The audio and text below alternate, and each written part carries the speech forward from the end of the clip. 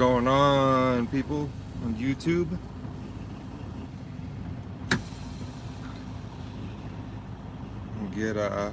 Try this again. Tried making this video the other day, but for whatever reason YouTube wasn't cooperating. Let me get on the highway and I'll get this thing started.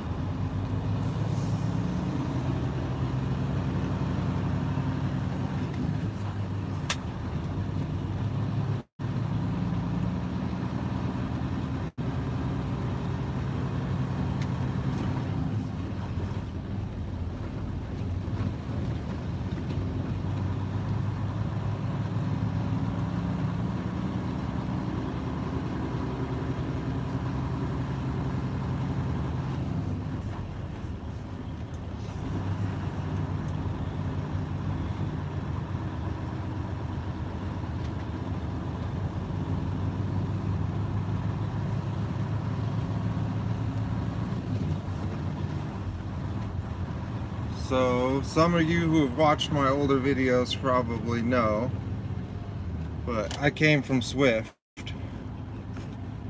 I'll do a little backstory. Was a mechanic my whole life. Since I was old enough to hold a wrench, basically. My dad was a mechanic slash handyman, whatever. So pretty much been around cars and whatnot since I was a kid. Started being a mechanic as a full-time job, got ASE certified, all that good jazz, and kind of always wanted to get into trucking, but was always told that I couldn't. In 1/4 mile, take the ramp on the right to I-10 East toward Deming. Back in my younger days, did a lot of stupid stuff, illegal street racing and not this one. Illegal street racing and running from the cops and just overall dumb teenage stuff, and actually ended up getting myself arrested and caught a couple of felonies in the process. On the right to I-10 East toward Deming. So I was always told that I'd never be able to get a job in trucking because of my background. And about 2 years ago, I got let go from a job that I'd been at for 3-4 years because the owner could no longer afford to pay the amount of techs that he had. And since I was one of the newest ones, me and one other guy got let go. And I didn't have a job. So started working at a golf course as a diesel mechanic on all their equipment that they use for maintaining the golf course. And that job sucked. And so one day I was just like, oh, I'm gonna go on YouTube and see if there's any videos about people in trucking that have background. Find anything until I came across Continue on I-10. a YouTuber by the name of the Wright brother, the Trucker Brown and Loshawn Parks. Started watching their videos and really got me motivated to really want to get into trucking. And then one of TRB's videos, he said that the worst thing that could happen is to just apply and try, see what happens. So I did, and I got hired. I actually got the process started with Prime first, but then the recruiter went on vacation and I wasn't trying to wait any longer. And Swift called me and said, hey, you can go to the academy on Monday. And I was like, all right, sweet, let's do it. So for anybody out there that's wondering if you can get a job in trucking with a felony, yes, you can. I have 2 of them. Mine are over 10 years old. I'm sure you might be able to find a place that'll get you in before your felonies are 10 years old, but you gotta try. So I worked for Swift for almost 2 years. Got my truck, I leased the truck through Swift, well, through Wasatch Truck Leasing. Watch my other video if you want to learn more about them. I got it through Swift. I ran for Swift for about 2 to 3 months as an owner-operator, and it was a joke. I made dog shit for money, ran the shit out of my truck, constantly hauling heavy loads, getting sent to shitty places, and it sucked. It was miserable. And then I found out about Landstar, and that Landstar has a load board. So I applied, and it took about 30 or so days, and I got a call from the recruiter for Landstar, and they said, congratulations, you know, you're approved to come work for Landstar. Here's your orientation date. And basically I was already in so the orientation was in Texas. I was already in Texas, so I just dropped off my load that I had with Swift, dropped Swift's empty trailer off at the yard, and dipped. And there was a little bit of paperwork and this and that in between, but the process from taking my truck from Swift to Landstar was pretty easy. Got to Landstar on a Saturday, I believe it was. Saturday or Sunday, I can't remember. Orientation was Monday. So, showed up for orientation. Orientation is 3 days with Landstar. Well, like 2.5-ish. So, day 1, paperwork, videos, welcome to Landstar, this is how we do shit, yada yada yada. And then day 2 is just going over like Landstar's protocols, how to work the load board, all that good stuff. And then they also have somebody install the Qualcomm in your truck.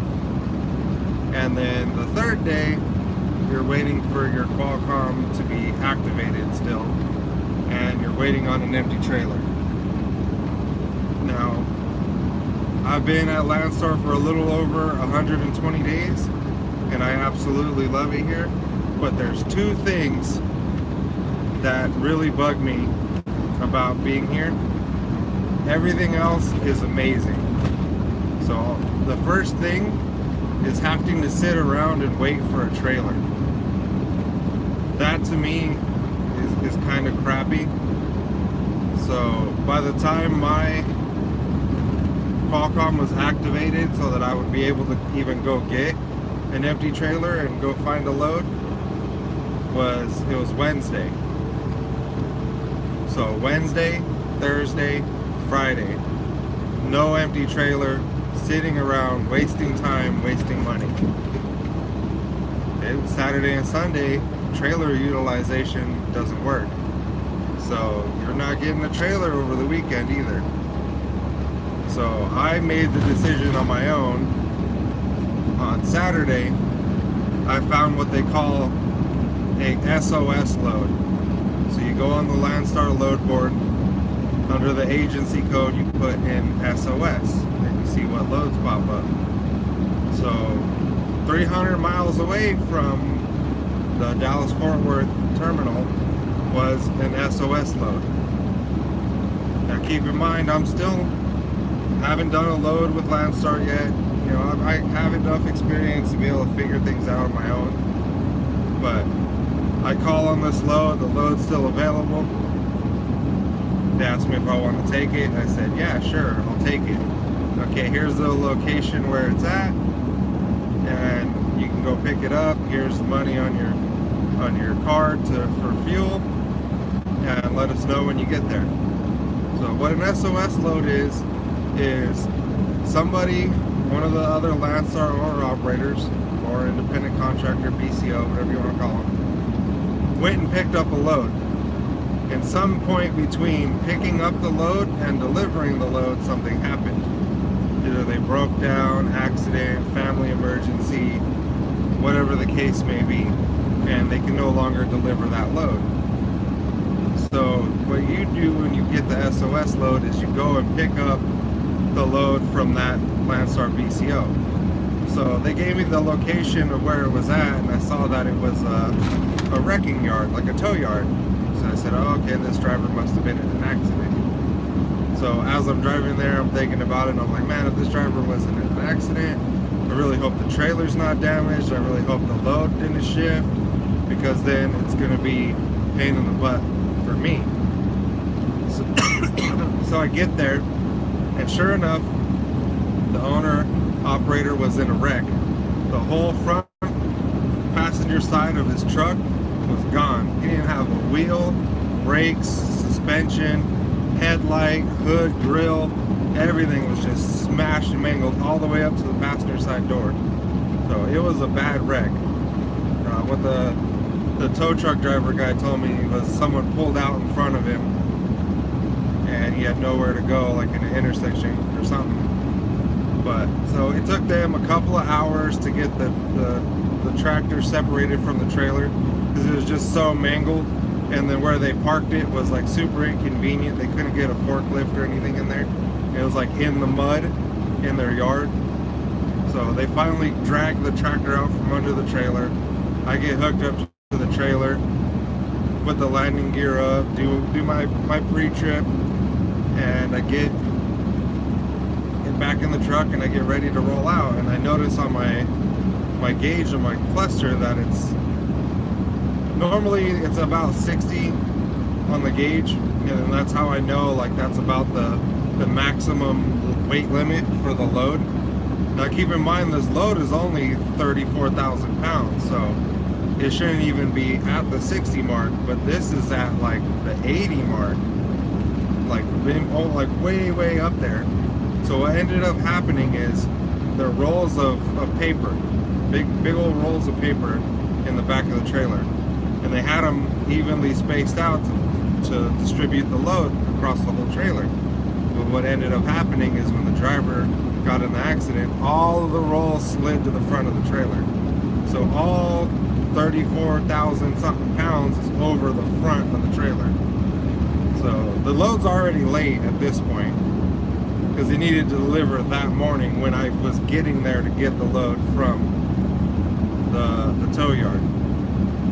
So I call Landstar, I call the agent on the load, I call Landstar, they find me a place to take the load, they get the load readjusted, and I'm off and on my way.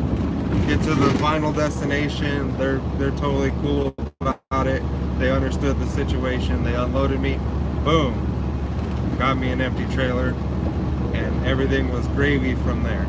Started booking my own loads, started running loads that I wanted to run. I rarely ever run a heavy load. Like, I'll do 1 or 2 heavy loads per month, unless I'm like in a really crappy area and that's the best they got. But I usually try to keep it 30,000 pounds or less, which I've been able to do this whole time.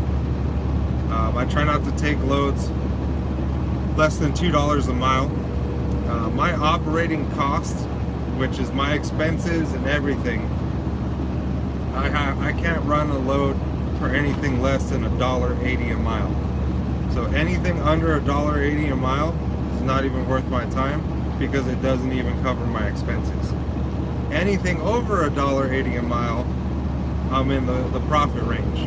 So I try not to take anything under $2 a mile, unless it's going to a place that I really want to get to that has good freight, or if I'm going home. But I never take anything under $1.80 a mile.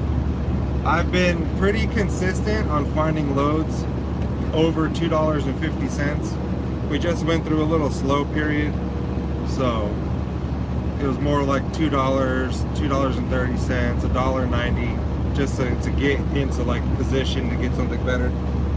It's starting to pick back up again. This load I'm on right now, I just came off of home time. I was home for 4 days. Picked up this load 30 miles from my house. It's going to Houston, Texas.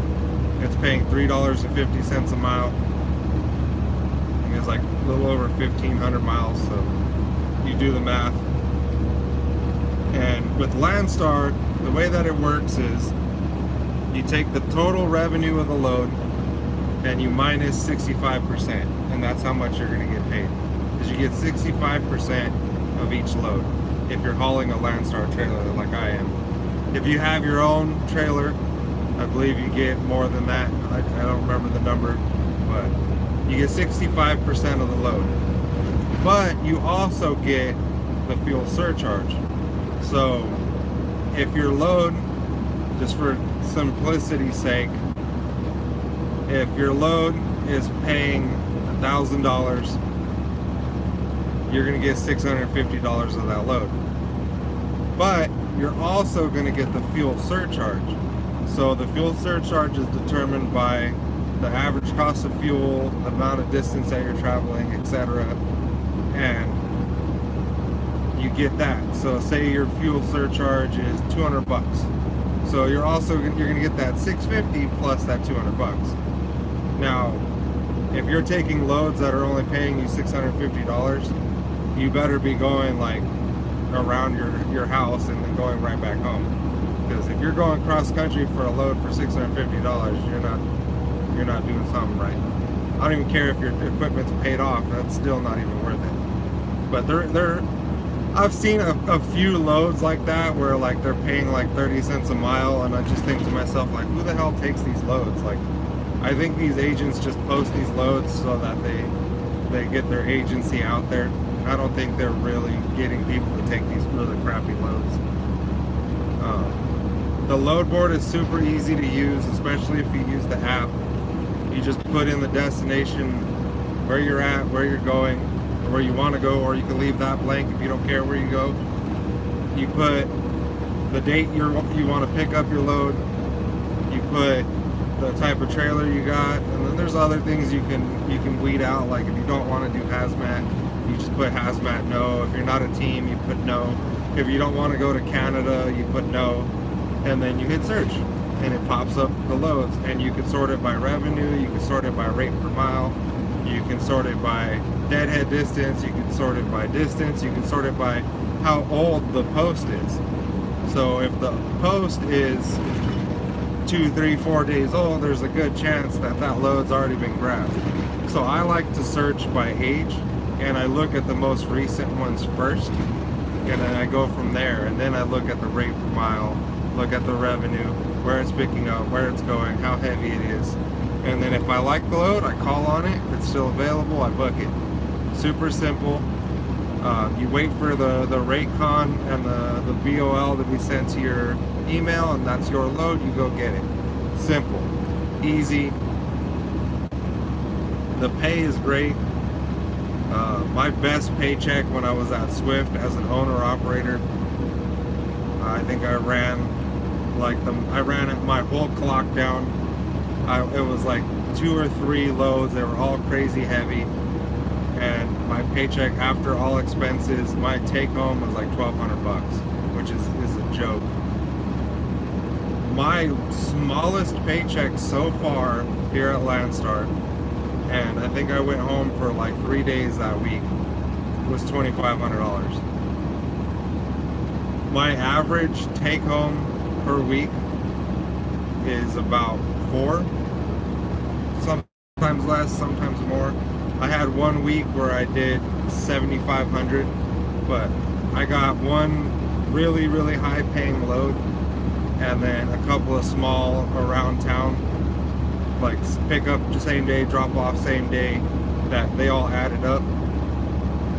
And so that was like a fluke week. I doubt I'll have too many more weeks like that. But that's my take home after my expenses. That's after fuel, after maintenance account, after truck payment. And I don't run crazy hard either. Since I've been over at Landstar, I've gotten actually pretty lazy. The way I see it is, if all my expenses are paid and I got $2,000 coming to me and to my account for me and my profit, that's after money aside for taxes, after maintenance account, after truck payment, insurance, if I keep my truck maintained. If I have $2,000 coming to me for that week, I'm good, I'm chilling. So lately I've only been doing like 2 loads a week, because 2 loads a week, you can easily take home $2,000. You just got to be smart and not go to really shit areas or take really crappy loads.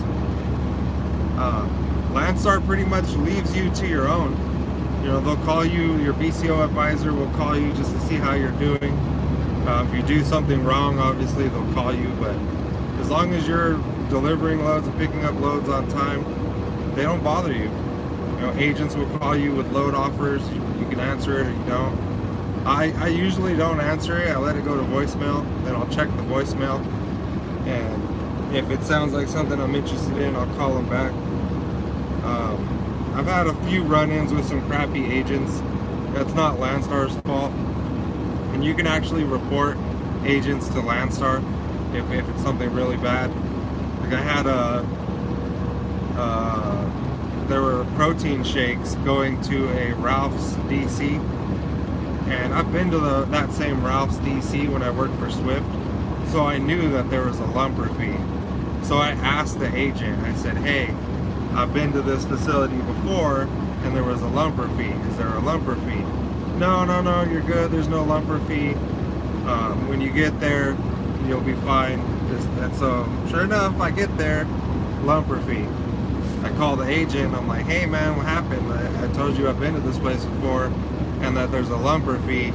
And there's a lumper fee. And he's like, oh, well, just go ahead and pay it and then send me the receipt and I'll pay you back. And I told him, I was like, nah, man, I don't pay lumper fees. Like I told you when we talked before that if there's a lumper fee, I'm not going to pay it. So he was like, well, just pay it and then send me the receipt. I'm like, no, man, it was like 4 pallets of milkshake, of like protein shakes. So I told him, I was like, I'll gladly unload this stuff right off the back of the trailer into the parking lot, or you can call this customer and get this lumper fee settled, because I don't pay them, and you lied to me from the start, so I don't trust you. So about an hour later, they started unloading my trailer, so obviously he paid it. Tried giving him a call back, he wouldn't even answer my call. So I went ahead and called Landstar and I let him know the situation. Now, if he wanted to lie to me from the start and would have said, yeah, there's a lumper fee, I'll reimburse you, just let me know how much it is, I probably would have paid it. But he lied to me from the start, and I don't play that.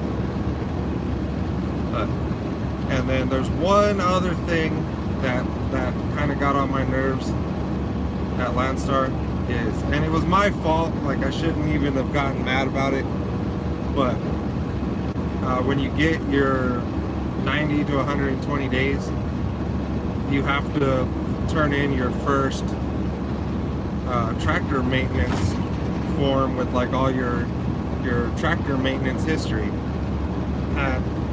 The thing said I had until the 17th to turn it in. So me being the procrastinator that I am, I turned it in on like the 15th or the 16th or something like that. So obviously they didn't have enough time to process it by the time the 17th came. And so what ended up happening is they shut off my ability to load my pre-trip advance onto my COM data card. And so I couldn't get my pre-trip advance for this load that I'm on because, one, it was Saturday when I picked this load up, and two, I didn't turn in my tractor maintenance report in time, and so I kind of screwed myself. And that kind of pissed me off. I felt like I was being punished for not giving it to them in time. But the way I see it is, if I needed to turn it in before the 17th, they should have said, hey, this needs to be turned in before the 17th. Not give me until the 17th to turn it in. So, but it was my fault. I was an idiot. I should have done it sooner. But that kind of bothered me. Other than that, I love it here. It's great. The pay is great. The loads are great. The load board's great. Like I said, for the most part, all the agents are great. Like I just had that one agent that lied to me. I had one other agent that was bugging the hell out of me to take this really crappy load. He called me like 5 or 6 times in a row after I had already told him no, I didn't want the load. But I understand where he's coming from. He needs to get this stuff moved, but I'm not the dude to move it. it was like super heavy. It was paying like $1.60 a mile, and it was only going like 800 miles. So it just wasn't worth it for me.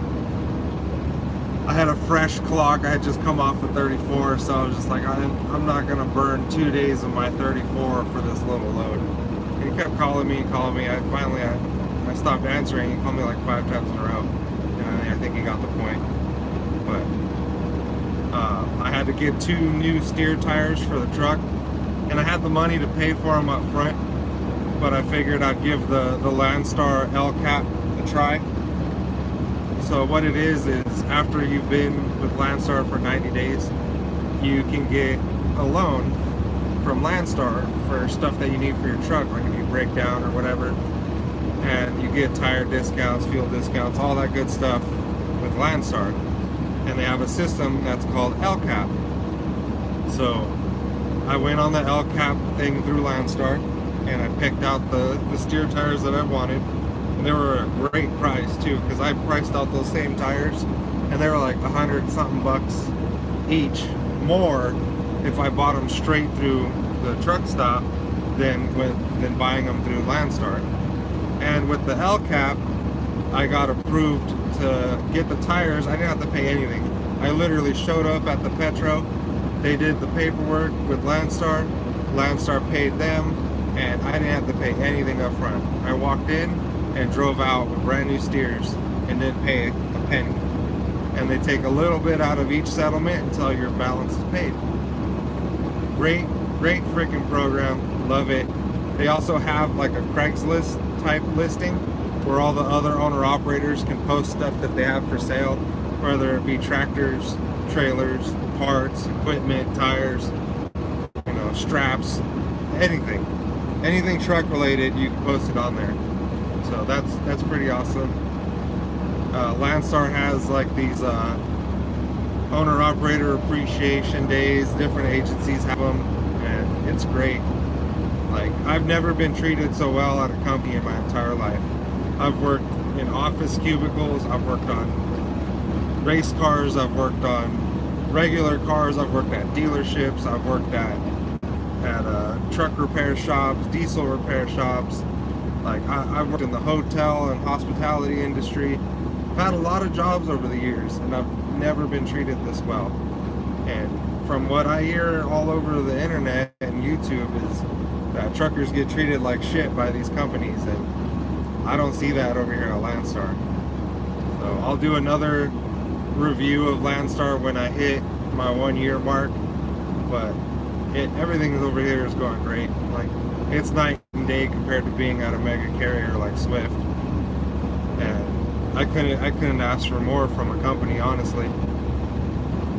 I'm like really happy here. I recommend Landstar to everybody that asks. And it's crazy because people come up to me at truck stops all the time. Like, I never got approached at truck stops when I worked for Swift, because, I mean, other than beginners and people who don't know any better, who really wants to work at Swift, So I never had people come up to me when I worked at Swift, but, I'll come walking out of the truck stop and I'll be getting in my truck and someone will come up to me and ask me about Landstar. And I tell them how it is. You got to be willing to work. You got to be a self-motivator.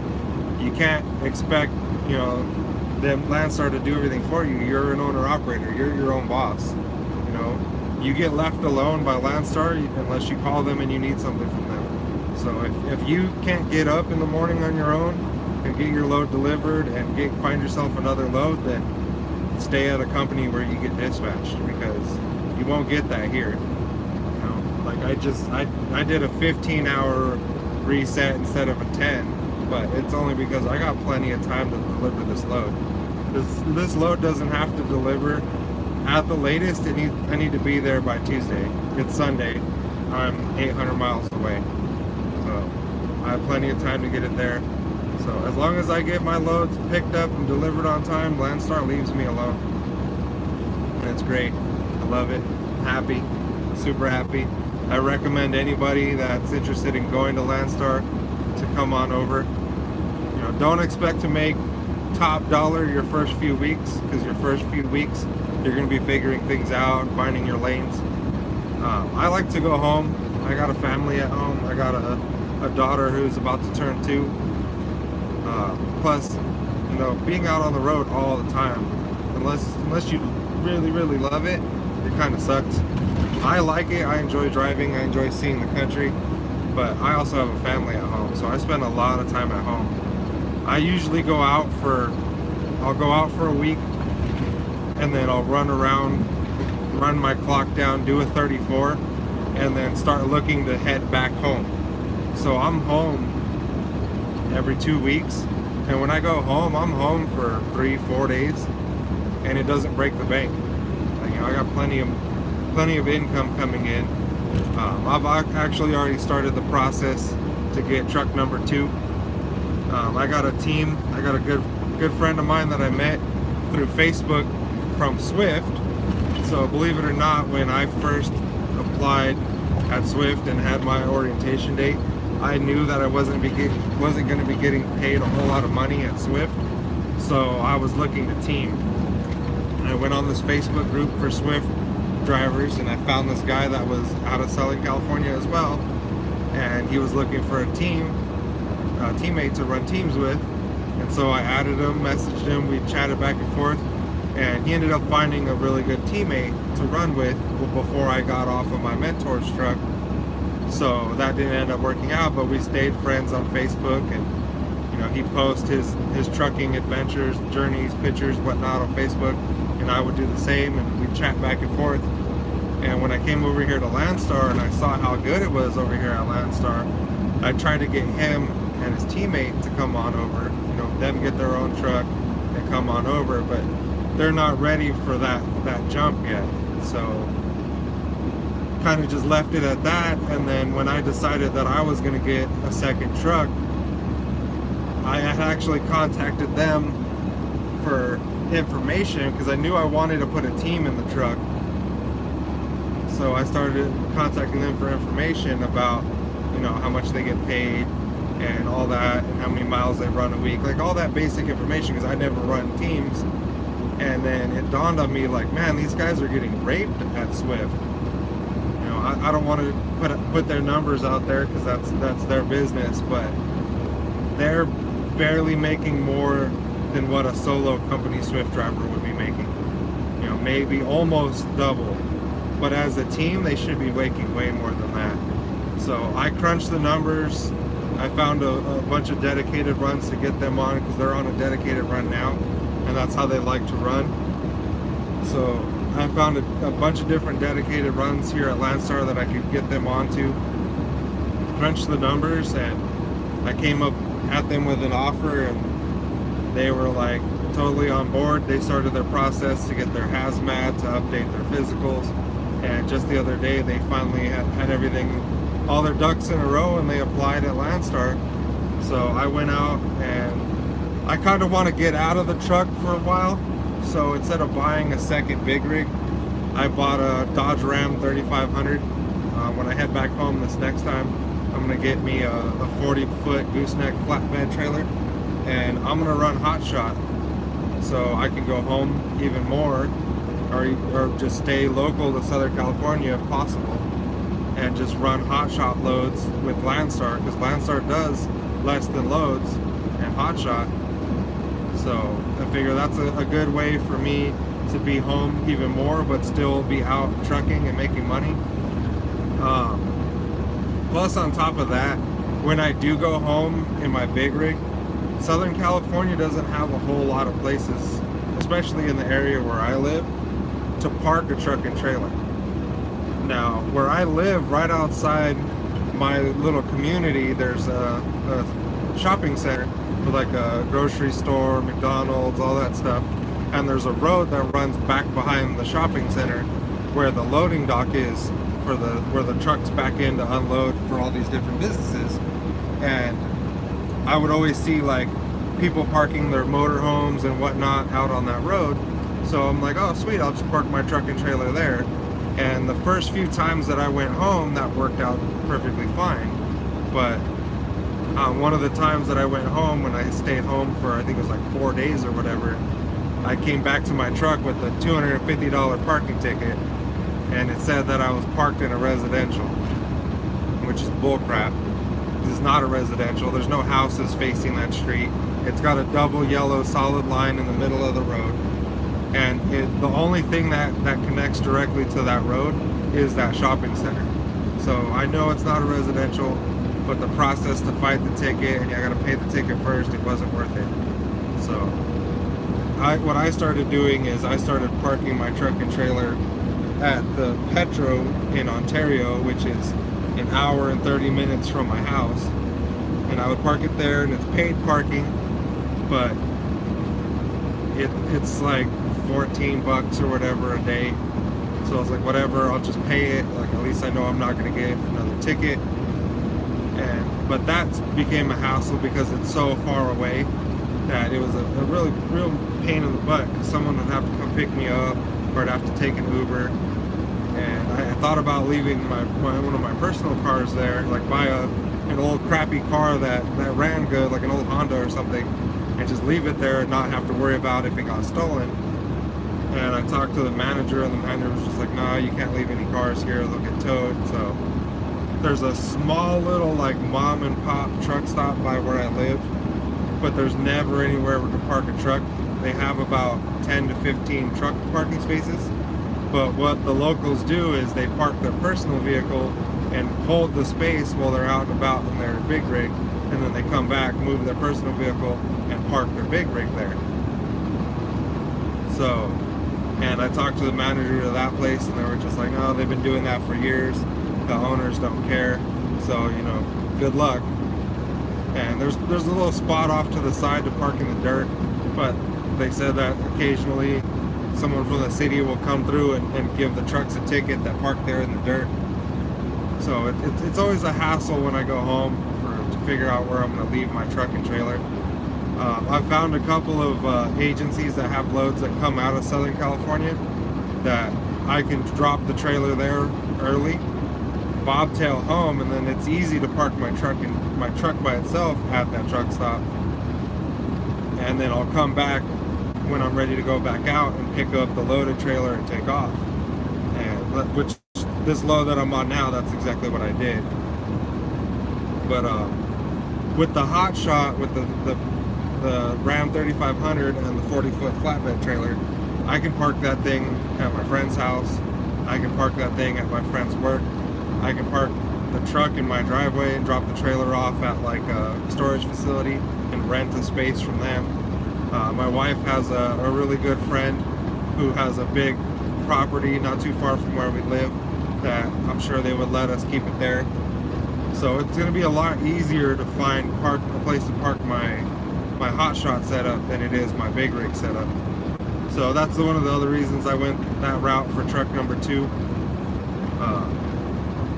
And then when I get truck number 3, depending on how well the Hotshot stuff goes, I'll either get another Hotshot truck or I'll get another big rig. This team that I'm putting in my big rig, they have a few friends that also run for Swift and other companies, and if everything goes smooth and the pay is good, they're going to let their friends know. And so that's truck number 3, truck number 4, and I want to get to about 10 trucks. I think 10 trucks, I'll be comfortable. I shouldn't really have to work unless I want to, and basically just be able to be home more and spend more time with my family is the plan. So we'll see how that goes. Let's see if there's any questions.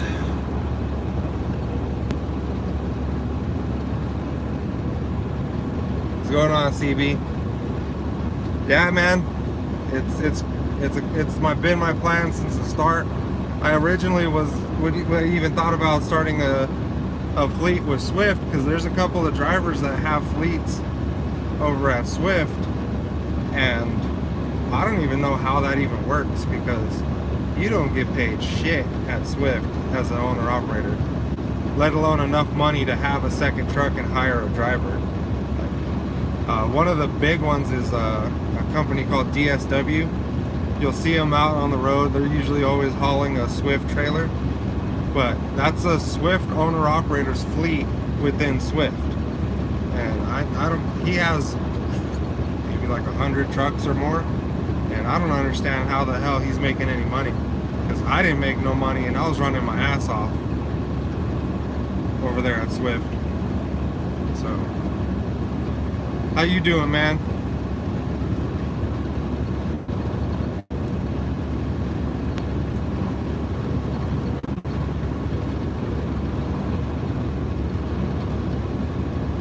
I tried to do this video the other day and it cut off. I didn't get to see your response, but are you over here at Landstar already?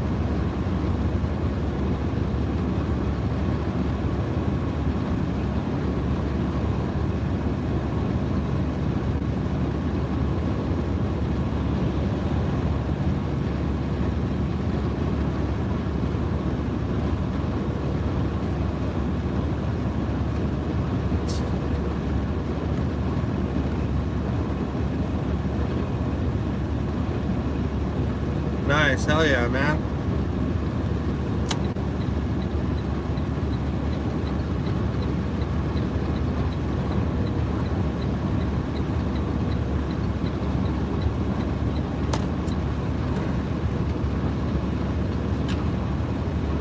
The way that it worked for me is because I was already in Texas when I left Swift to come over to Landstar.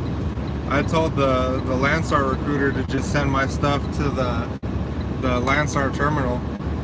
So on my second day of orientation, my stuff just got sent there.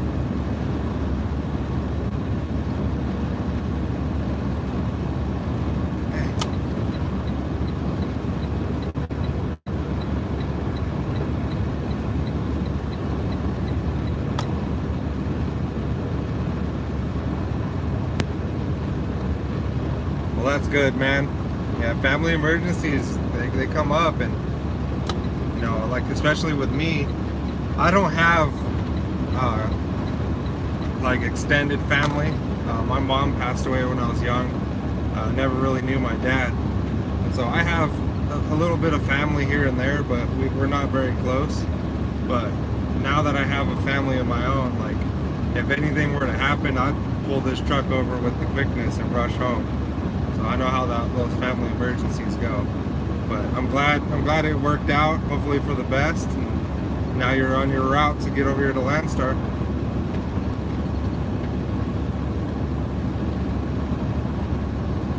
If you got a Instagram or a Facebook, man, after this video posts, put it in the comments and I'll find you and I'll add you. That way, if you have any questions, I'll shoot you my cell phone number. If you got any questions when you're going through orientation or when you get out there on your own, that way you can hit me up.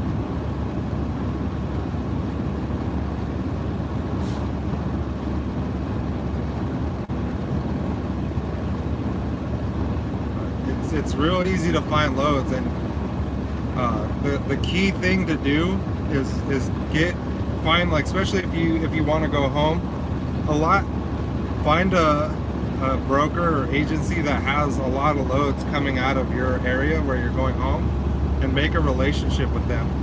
Because when I go home, I don't ever have to look for a load coming back out. I got 2 agencies that have loads always coming out of Southern California. So when I'm heading home with a load, I call them and I say, hey, you know, I'm so-and-so, this is my truck number. I'm heading home. I'm going to be coming back out of Southern California on this day. Do you have anything coming out? And either they do and it's good and I'll take it, or they'll say, we don't have anything at this moment, but we'll save your information and we'll give you a call.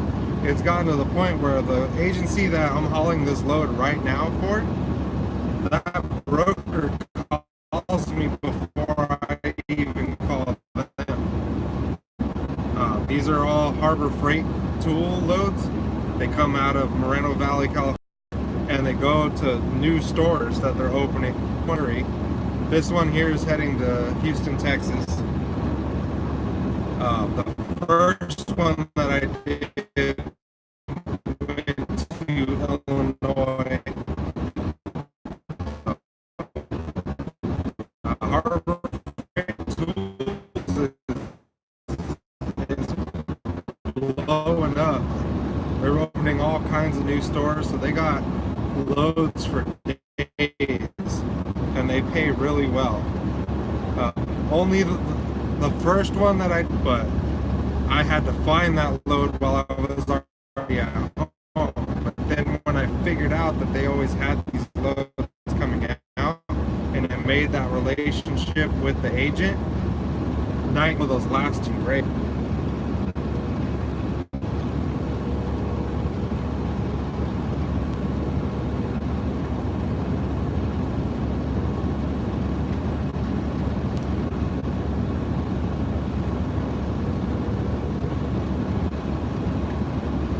Yeah, just make that connection with the agent, because what will end up happening is you get on good graces with them. Like that first load that I took, like I said, it didn't pay a whole lot.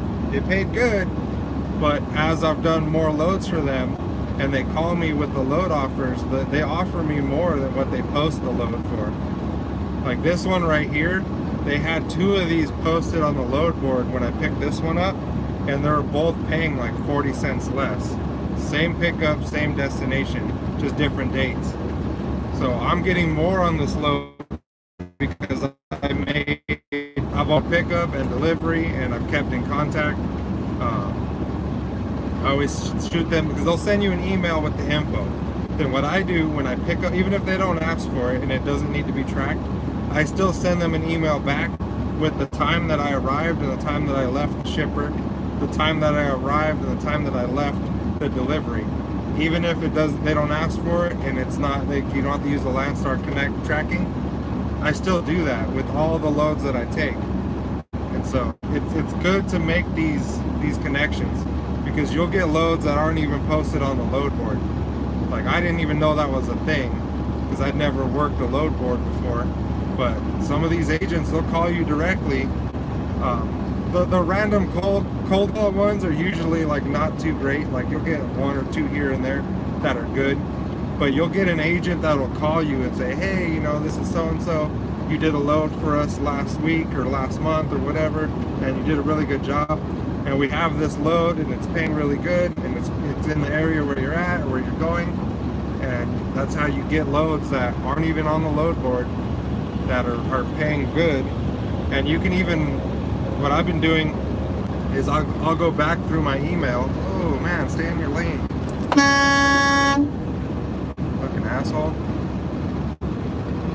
I'll go back in my email and I'll send an email to the agents that I've hauled loads for, and I'll give them what I think they call it a carrier packet, but it's just a one-page little sheet that I have saved in my phone, and it has a picture of my truck with the Landstar trailer, and it has the information, and it says the truck number, BCO number. These are the lanes that I like to run.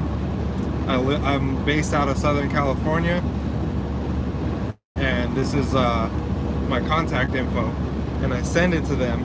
And I've gotten 2 calls so far from just doing that with brokers that say, oh, we got your carrier packet, and we see that you're based out of Southern California.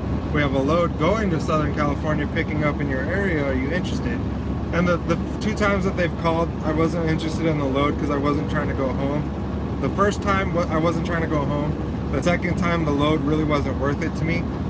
But turns out that I should have taken it because I needed to be home for that day, well, like 2 days after that day that it delivered. But I didn't want to take that load because it didn't pay a whole lot. And to a whole lot to me is, like I said, I try not to take anything under $2. $1.80 is my operating cost, which you can figure out your operating costs. They'll teach you that in the orientation.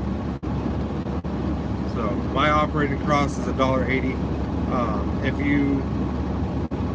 My operating cost is kind of high because my truck is a lease truck. I didn't get a truck from like Lone Mountain or any of those other places. So, and then on top of that, because I go home a lot, my fuel expenses are higher because fuel on the West Coast costs a hell of a lot more.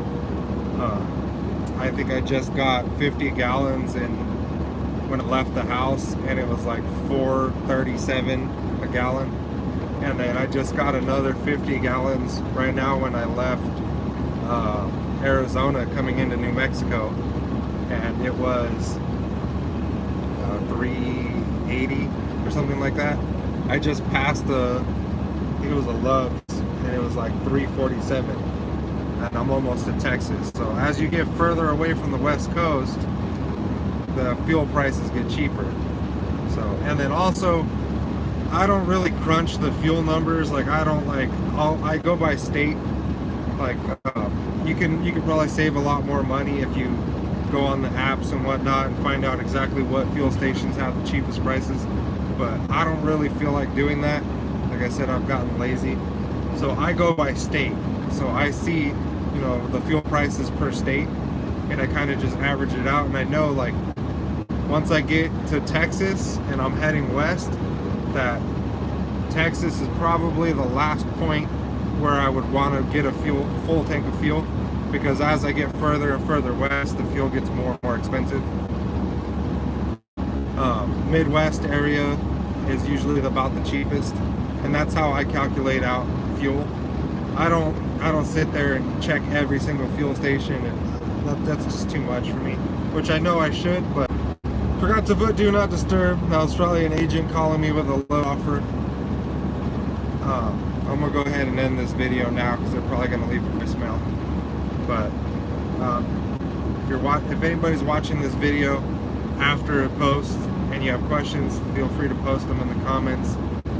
CB, post your info, man. I'll shoot you a friend request, and then I'll shoot you my number. That way, if you need any help along the process, or you got any questions, you can call or text me. Other than that, thank you for watching my video. Thank you for joining, if you joined in this live stream. And I will catch you guys next time.